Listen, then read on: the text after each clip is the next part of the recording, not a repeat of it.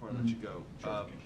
I'm not a computer programmer, I'm not a specialist in writing code, but there are lots of people out in the country who've been blogging about this for the last 3 or 4 days, some of whom are very sympathetic to the Affordable Care Act, not hostile to its implementation, and actually believe that yes, there is a problem with very strong curiosity in people logging onto the system, but they also have detected through some pretty simple forensic work on their own that this is a failed system, that it's coded improperly, that basic sort of fundamental steps that should have been anticipated and built into a large government system like this simply don't exist, or don't exist to near the capacity they ought to.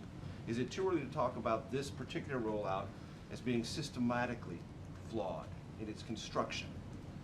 What I can tell you is that our top issue when it comes to the glitches has been the extraordinary number of people coming to check out plans and find out more about Obamacare, and the number has obviously exceeded expectations. Traffic on the website and at the call center continues to be high, suggesting a sustained interest by consumers in their health care options. Now, getting to your question, nothing like this has been done before, but peak levels of Medicare enrollment, concurrent users were 1/8 of the concurrent traffic on healthcare.gov. I would anticipate that those numbers would be much smaller than this rollout, wouldn't you? I mean, Medicare is a discrete audience that has discrete user curiosity. This is a rollout right at the beginning. Wouldn't you have assumed there would be this huge interest and you should build a system ready for it? Well, I mean, if we had listened to Republicans, I think the assumption is nobody would have enrolled, nobody would have called, nobody would have. I mean, So you have to consult other people when you build the system, not congressional But the answer Republicans. is that there has been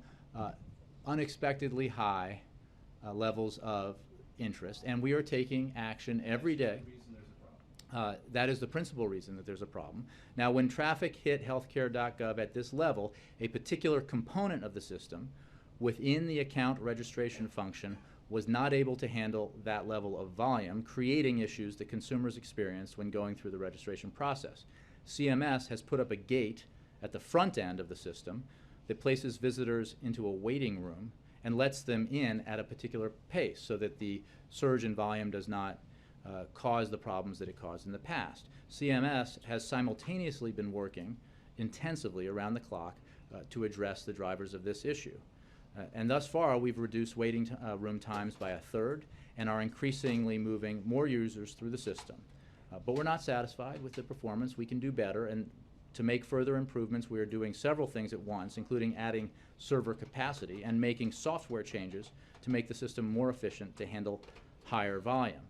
And I think this addressed some. I too am not an expert in the field, but I think that what you can expect is that the folks at CMS, the folks at HHS who are running this are working around the clock and addressing all of the issues that have arisen because of the high interest and the high volume that we've seen.